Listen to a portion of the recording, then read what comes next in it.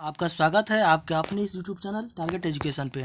दोस्तों, मैं आप लोगों के सामने आज कुछ स्पेशल चाइल्ड टीचिंग एजुकेशन का कुछ क्वेश्चन लेकर के आया हूँ।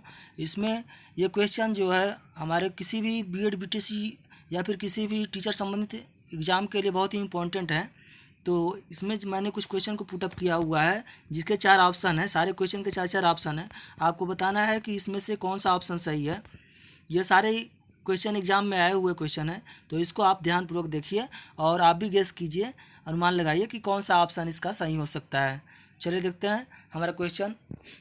पहला क्वेश्चन हमारा ये, निम्नलिखित में से किसने वंशानुक्रम को व्यक्तिक भिन्नता का प्रमुख कारण माना है। निम्नलिखित में से किसने वंशानुक्रम को व्यक्तिक भिन्नता का प्रमुख कारण माना है, यानी कि वंश का जो है कारण माना गया है। तो व्यक्तिक भिन्नता का कारण वंशानुक्रम को माना गया है। तो यह किसके द्वारा माना गया है? 4 ऑप्शन है हमारे पास, मान, स्किनर, क्रो एंड क्रो या टायलर। तो दोस्तों, यह जो है हमारा व्यक्तिक भिन्न वंशानुक्रम को व्यक्तिक भिन्नता का प्रमुख कारण जो माना था वो मान ने माना था। तो दोस्तों, ऐसा कोई शॉर्ट ट्रिक नहीं होता है। हमको जो है सारे मनोवैज्ञानिकों के कथन को याद करना होगा, इसका और कोई दूसरा ऑप्शन नहीं होता है। मैं बार बार अपने वीडियो में यही बताता हूँ कि अगर कोई ऐसा सेंटेंस आता है तो सेंटेंस के लिए आपको सेंटेंस का और मनोवैज्ञानिकों का दोनों का याद करना पड़ेगा। कौन से मनोवैज्ञानिक ने कौन सा कथन दिया है, तो यह जो है कथन में आ जाएगा। तो यह जो है मन ने दिया था, तो ऑप्शन नंबर ए हमारा सही होगा, मन। वंशानुक्रम को व्यक्तिक भिन्नता का प्रमुख कारण माना है मन ने। नेक्स्ट क्वेश्चन देखते हैं। अधिगमकर्ता हेतु अधिगम का मुख्य आधार होता है। अधिगमकर्ता हेतु अधिगम का मुख्य आधार कौन सा होता है, आपको बताना है। परिपक्वता, शारीरिक विकास, विद्यालय की बनावट या फिर इनमें से कोई नहीं। ध्यान दीजिए, आप क्वेश्चन को बार बार पढ़िए। अधिगमकर्ता हेतु अधिगम का मुख्य आधार होता है। मुख्य आधार कौन सा होता है? तो अधिगमकर्ता हेतु अधिगम का यानी सीखने का मुख्य आधार कौन सा होता है? तो यह जो है शारीरिक विकास, विद्यालय की बनावट, यह मायने नहीं रखती है। हमारा जो है इसमें परिपक्वता हमारा ऑप्शन सही होगा। परिपक्वता हमारा ऑप्शन। इंसान जितना परिपक्व होगा उतना अधिक सीखेगा, उतना जल्दी सीखेगा। जैसे बोलते हैं ना, प्रैक्टिकली लाइफ जो जितना अधिक जीता है उतना अधिक मैच्योर होता है। तो उसमें क्या होता है कि परिपक्वता आती है, यानी कि उसके अंदर सोचने समझने और संचार को समझने के बारे में परिपक्वता आती है। तो हमारा ऑप्शन सही ये सही होगा, परिपक्वता। नेक्स्ट जो है ये सब गलत होगा। शारीरिक विकास, विद्यालय की बनावट, इनमें से कोई नहीं, ये सब गलत होगा। विद्यालय की बनावट तो मान लीजिए कि हम किसी भी विद्यालय में जा कर के पढ़ सकते हैं, चाहे वो सेंट्रल गवर्नमेंट का या स्टेट गवर्नमेंट का स्कूल हो या फिर कोई भी प्राइवेट स्कूल हो, उसमें जा कर के पढ़ सकते हैं। शारीरिक विकास भी इसमें कुछ हद तक सही मायने में रखता है, बट इसका एक्यूरेट आंसर हम देखेंगे तो यह परिपक्वता आएगा हमारा आंसर। नेक्स्ट क्वेश्चन देखते हैं। किसी बालक की आयु में वृद्धि होने के साथ साथ उसमें उत्पन्न होने वाली व्यक्तिक भिन्नताओं का मुख्य कारण है। कौन सा कारण है, आपको बताना है कि किसी बालक की आयु में वृद्धि होने के साथ साथ उसमें उत्पन्न होने वाली व्यक्तिक भिन्नताओं का प्रमुख कारण कौन सा है, आपको बताना है। शारीरिक विकास, मानसिक विकास, संवेगात्मक विकास या फिर यह सभी। तो दोस्तों, किसी बालक की आयु में वृद्धि होने के साथ साथ उसमें उत्पन्न होने वाली व्यक्तिक भिन्नताओं का प्रमुख कारण है, मतलब कि आयु में वृद्धि हो रही है तो शारीरिक विकास भी हो रहा है, मानसिक विकास भी हो रहा है। जैसे जैसे बच्चों के आयु में वृद्धि होती है, उसके अगर वो अब नॉर्मल बच्चा है तो किसी तरह से हैंडीकैप्ड है तो उसमें मानसिक विकास में प्रॉब्लम आ सकती है। बट अगर नॉर्मल बच्चा है तो नॉर्मल बच्चे में डे बाय डे उसको जो है संवेगात्मक में भी विकास होगा, यानी कि हमारा ऑप्शन नंबर डी हमारा सही होगा। यानी कि शारीरिक विकास में भी और मानसिक विकास और संवेगात्मक विकास तीनों में हमारा बढ़ोतरी होती है। यानी कि उम्र के साथ साथ जैसे जैसे बच्चा बढ़ता है उसके सीखने समझने और उसकी भिन्नताओं में सब में जो है वृद्धि होती है। व्यक्तिक भिन्नता यानी उसके अंदर जो है डिफरेंट पैदा होता है, मतलब हर बच्चा एक दूसरे से डिफरेंट होता है। किसी को कुछ पसंद होता है तो किसी को दूसरा चीज़ पसंद होता है, किसी को तीसरा चीज़ पसंद होता है, किसी को गायक पसंद है, किसी को डांस पसंद है, किसी को क्रिकेट पसंद है। तो आयु में वृद्धि होने के साथ साथ उनकी व्यक्तिक भिन्नताओं का प्रमुख कारण होता है। तो वह जो है किसी बालक की आयु में वृद्धि होने के साथ साथ उस पर उत्पन्न होने व्यक्तिक भिन्नताओं का प्रमुख कारण होता है। तो प्रमुख कारण कौन सा होता है? तो शारीरिक विकास, मानसिक विकास, यह सभी होगा, यानी कि ऑप्शन नंबर डी हमारा सही होगा, ये सभी। नेक्स्ट क्वेश्चन देखते हैं। अध्यापक बालकों की व्यक्तिगत भेद को किसके द्वारा सबसे उपयुक्त ढंग से माप सकता है? यानी अध्यापक को मापना है, बालकों के व्यक्तिगत भेद को मापना है, तो वह किसके द्वारा उपयुक्त ढंग से माप सकता है? तो विद्यार्थियों से निबंध लिखवाकर, या मनोवैज्ञानिक परीक्षण द्वारा, या फिर विद्यालय की परीक्षाओं के परिणाम देखकर, या फिर विद्यार्थियों के वाद विवाद प्रतियोगिता में भाग लेकर के। तो आपको बताना है इसमें कौन सा ऑप्शन हमारा सही होगा। अध्यापक अगर बालकों के व्यक्तिगत भेद को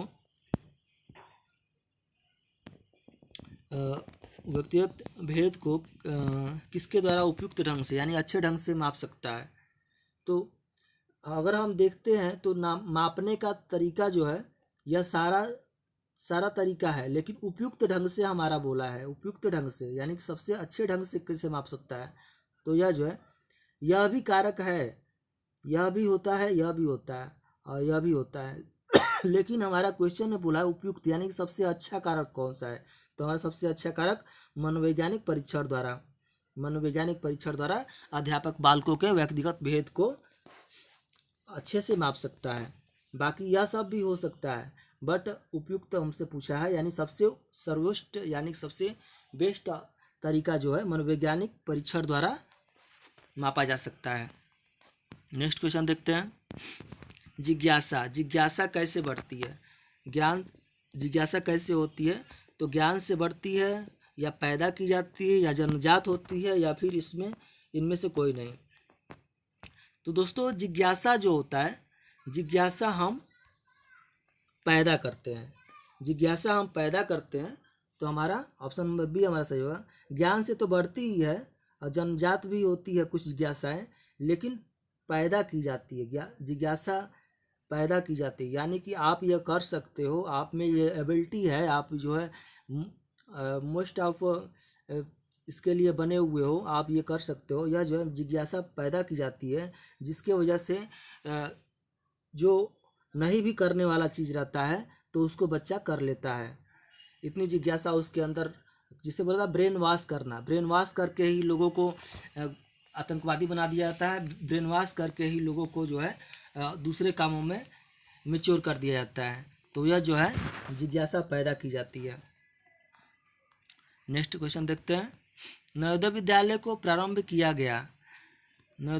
को किसके लिए प्रारंभ किया गया था? आपको बताना है दोस्तों। नवोदय विद्यालय को यह जो है बताना है, 4 ऑप्शन है इसमें। अति बुद्धिमान बच्चों के लिए, या गरीब बच्चों के लिए, या फिर ग्रामीण क्षेत्र के बच्चों के लिए, या फिर मानसिक रूप से कमज़ोर बच्चों के लिए। 4 ऑप्शन है, चारों में से कौन सा ऑप्शन है हमको बताना है।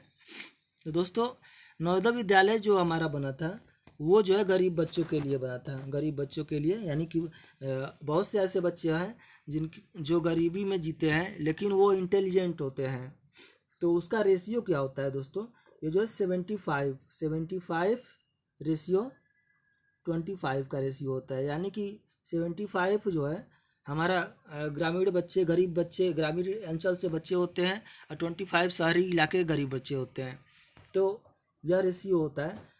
तो इसका मुख्य उद्देश्य यह है कि गांव के बच्चों में जो सुविधा कम है जिनके पास, उनको जो है सुविधा दे करके नवोदय विद्यालय के माध्यम से उनको जो है आगे बढ़ाना, उनके भविष्य को बनाना है। तो नवोदय विद्यालय प्रारंभ किया था, गरीब बच्चों के लिए प्रारंभ किया गया था, जिसमें जो है शिक्षा और रहने खाने की व्यवस्था मुफ्त में दी जाती है। तो हमारा सही ऑप्शन है गरीब बच्चों के लिए। नेक्स्ट क्वेश्चन देखते हैं। बालक की सामाजिकता का परीक्षण किस विधि द्वारा किया जाता है? सामाजिकता का परीक्षण आपको ध्यान देना है। क्वेश्चन पूछा है सामाजिकता का परीक्षण यानी कि सोशलिटी का अध्ययन। तो किस विधि द्वारा किया जाता है? तो 4 ऑप्शन है, प्रयोगात्मक विधि, साक्षात्कार विधि, समाज मिति विधि या उपचारात्मक विधि। दोस्तों मैंने पहले भी बताया था कि बहुत सारे क्वेश्चन ऐसे होते हैं जिसके क्वेश्चन में ही उसका आंसर छिपा होता है। तो सामाजिकता का परीक्षण किया जाता है तो समाज मिति विधि द्वारा इसको जो है बच्चों के सामाजिकता का परीक्षण किया जाता है। समाज मिति परीक्षण में क्या होता है कि बच्चों को समाज में या फिर विद्यालय के दूसरे बच्चों के साथ बैठा करके उनके साथ प्रतियोगिता करा करके खेलकूद करा करके समाज मिति विधि द्वारा उनका परीक्षण किया जाता है कि वो बच्चा जो है और बच्चों के साथ कैसा व्यवहार करता है, यानी कि सामाजिकता का भाव उसके अंदर किस प्रकार का है। तो समाज मिति विधि द्वारा सामाजिकता का परीक्षण किया जाता है समाज मिति विधि द्वारा। नेक्स्ट क्वेश्चन देखते हैं। उत्तम परीक्षा के महत्वपूर्ण गुण है। उत्तम परीक्षा के महत्वपूर्ण गुण है। एक परीक्षा होती है तो जो उत्तम परीक्षा होती है उसके महत्वपूर्ण गुण क्या क्या हो सकते हैं? देखिए ऑप्शन दिया हुआ है, वैधता, विश्वसनीयता, वस्तुनिष्ठता या फिर यह सभी। तो दोस्तों जो भी परीक्षा होती है उसके लिए वैधता तो होनी चाहिए, वैध होनी चाहिए, अवैध परीक्षा नहीं होनी चाहिए। विश्वसनीयता भी होनी चाहिए, यह भी होना हमारा ऑप्शन सही है। और वस्तुनिष्ठता भी होनी चाहिए। वस्तुनिष्ठता यानी कि ऑब्जेक्टिव टाइप, यानी कि एक्यूरेसी उसकी रहनी चाहिए। हर क्वेश्चन के जो मार्क्स सबके लिए है वो सबके लिए समान होने चाहिए, यानी कि यह सभी जो है हमारा ऑप्शन सही होगा। उसमें वैधता भी होनी चाहिए, विश्वसनीयता भी होनी चाहिए, वस्तुनिष्ठता भी होनी चाहिए, यानी कि हमारा ऑप्शन नंबर डी हमारा सही है। यह सभी उत्तम परीक्षा जो होता है इन सभी विधियों द्वारा किया जाता है। बहुत ये सारी विधियाँ जो है इम्पोर्टेंट है। नेक्स्ट क्वेश्चन देखते हैं। किसी बच्चे का व्यक्तित्व वंशानुक्रम तथा वातावरण का क्या होता है? किसी बच्चे का व्यक्तित्व वंशानुक्रम तथा वातावरण का क्या होता है? तो आपको बताना है क्या होता है। योगात्मक प्रतिरूप, गुणात्मक प्रतिरूप या फिर ऋणात्मक प्रतिरूप या फिर धनात्मक प्रतिरूप। तो किसी बच्चे का व्यक्तित्व वंशानुक्रम तथा वातावरण का, वंशानुक्रम तथा वातावरण का क्या होता है? तो यह जो है हमारा गुणात्मक प्रतिरूप के अंतर्गत आएगा। इसमें क्या होता है, वंशानुक्रम की भी चीज़ें होती है और वातावरण की भी चीज़ें होती है। तो किसी बच्चों के व्यक्तित्व को जैसे हम बोलते हैं कि यह अपने दादा पे गया है, अपने पिता पे गया है, तो यह जो है वंशानुक्रम हो गया। वातावरण यानी कि जैसे बच्चे को जैसा वातावरण दिया जाता है उस तरह का उसका दिमाग होता है, उस तरह का वह जो है सीखता है। तो नहीं बोला जाता है कि जैसा देश वैसा भेष, यानी कि जैसा वातावरण उस प्रकार का वह जो है सीखता है। तो यह गुणात्मक प्रतिरूप के अंतर्गत आता है। यह सब रॉन्ग होगा। गुणात्मक प्रतिरूप इसका सही आंसर होगा। नेक्स्ट क्वेश्चन देखते हैं। मॉन्टेसरी प्रणाली का विकास किस प्रकार के बालकों के लिए किया गया था? मॉन्टेसरी प्रणाली का ध्यान रखिए, मारिया मॉन्टेसरी ने इस प्रणाली को बनाया था, मारिया मॉन्टेसरी ने। तो यह प्रणाली जो है किस प्रकार के बालकों के लिए बनाई गई थी? तो इसके 4 ऑप्शन है, मंद बुद्धि एवं सुविधाहीन बालकों के लिए, तीव्र बुद्धि के बालकों के लिए, औसत बुद्धि के बालकों के लिए या फिर उपयुक्त सभी। दोस्तों इसको बताना है कौन सा ऑप्शन सही है। दोस्तों यह मारिया मॉन्टेसरी ने जो बनाया था वो मॉन्टेसरी पद्धति बनाया था, उन्हीं के नाम से मारिया मॉन्टेसरी का मॉन्टेसरी नाम ले लिया गया और मॉन्टेसरी प्रणाली उसका नाम दे दिया गया। तो यह जो है मंद बुद्धि और सुविधाहीन बालकों के लिए किया गया था। इसमें क्या होता है कि बच्चों को एक्टिविटी LM के जरिए जो है चीज़ें समझाई जाती है और प्ले ग्रुप और जिस तरह से बच्चे सीख सकते हैं उस तरह से उनको सिखाया जाता है। प्ले ग्रुप और अच्छे नए TLM के जरिए जो है बच्चों को, तो मंद बुद्धि और सुविधाहीन बच्चों के लिए मॉन्टेसरी पद्धति का विकास किया गया था। तो दोस्तों यह सारे क्वेश्चन जो है एग्ज़ाम में आए हुए हैं। इसी प्रकार के क्वेश्चन मैं अक्सर अपलोड करते रहता हूं। तो मेरे इस प्रकार के क्वेश्चन को देखने के लिए, मेरे वीडियो को देखने के लिए मेरे चैनल को लाइक कीजिए, सब्सक्राइब कीजिए, बेल आइकन को दबा दीजिए, जिससे मैं जब भी कोई नया वीडियो अपलोड करूं नोटिफिकेशन आपके पास सबसे पहले जाए। मेरे चैनल को देखने के लिए बहुत बहुत धन्यवाद।